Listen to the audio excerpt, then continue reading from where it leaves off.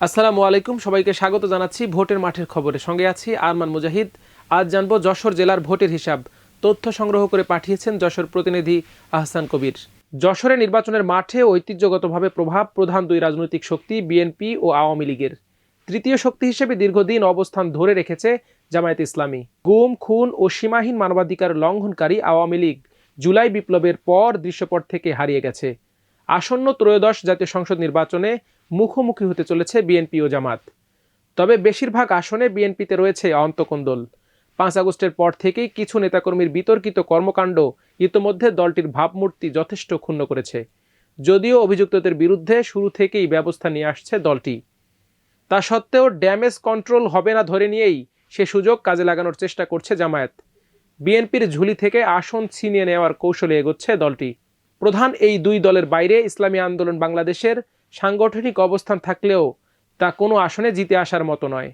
সাংগঠনিকভাবে গুছিয়ে ওঠার চেষ্টায় মরিয়া, রাজনীতিতে নয়া বন্দোবস্তের আশা জাগিয়ে আবির্ভূত হওয়া জাতীয় নাগরিক পার্টি এনসিপি।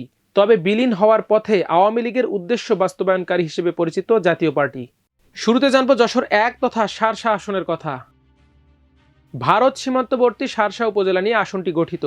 গুরুত্বপূর্ণ এই আসনে বিএনপি ও জামায়াত দুই দলেরই জনসমর্থন উল্লেখযোগ্য।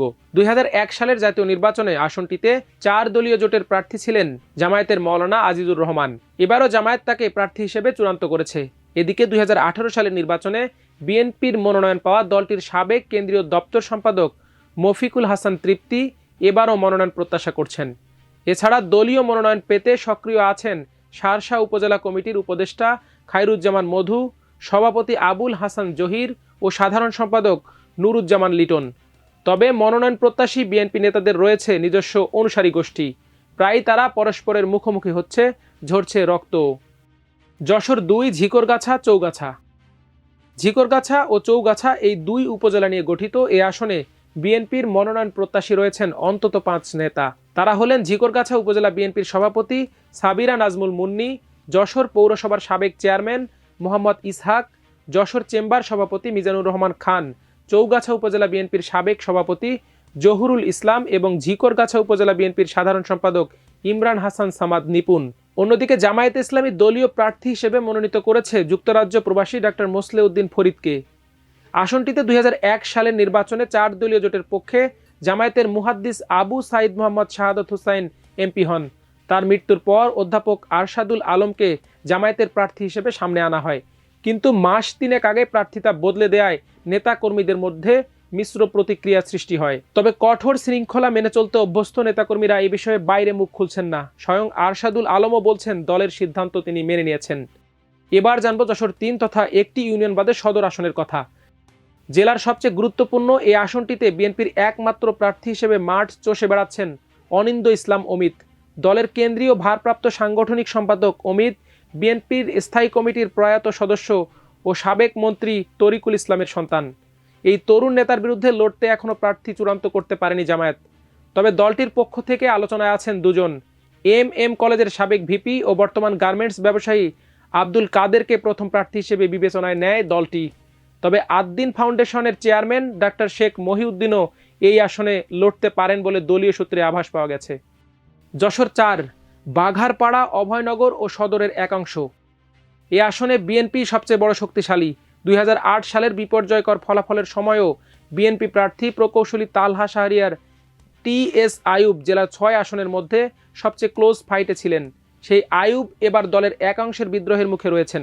অভয়নগর উপজেলা বিএনপির সভাপতি ফারাজি মতিয়ার রহমান নিজে প্রার্থী হওয়ার লড়াইয়ে নেমে দলের আইয়ুব বিরোধী অংশকে এক মঞ্চে আনার চেষ্টা করছেন।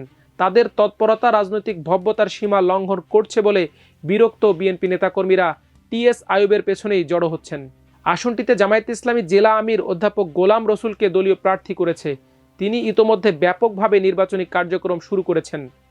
এবার জানবো যশোর 5 তথা মনিরামপুর আসনের কথা। এই আসনে বিএনপি ও জামায়াতের শক্ত অবস্থান থাকলেও বিএনপিতে রয়েছে অন্তকোন্দল।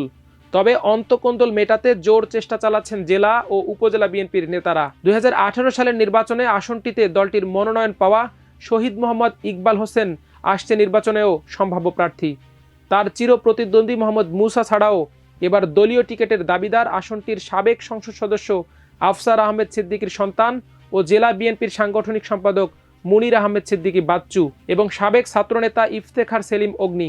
আসনটিতে বড় ফ্যাক্টর হিন্দু ভোটার, তবে বিএনপির অন্তকোন্দলকে কাজে লাগাতে পারলে জামায়াতের ভালো করার সম্ভাবনা আছে। ইতোমধ্যে দলটি মনোনয়ন দিয়েছে আইনজীবী নেতা গাজী এনামুল হককে। নির্বাচনী মাঠে জোর তৎপরতা চালাচ্ছেন তিনি। এছাড়া 2001 সালের নির্বাচনে 4 দলীয় জোটের টিকিটে নির্বাচিত হওয়া জমিয়তে উলামা ইসলামের প্রয়াত নেতা মুফতি মোহাম্মদ ওয়াক্কাসের ছেলে মাওলানা আব্দুর রশিদ এ আসনে প্রার্থী হতে পারেন বলে শোনা যাচ্ছে। এবার জানবো যশোর 6 তথা কেশবপুর আসনের কথা।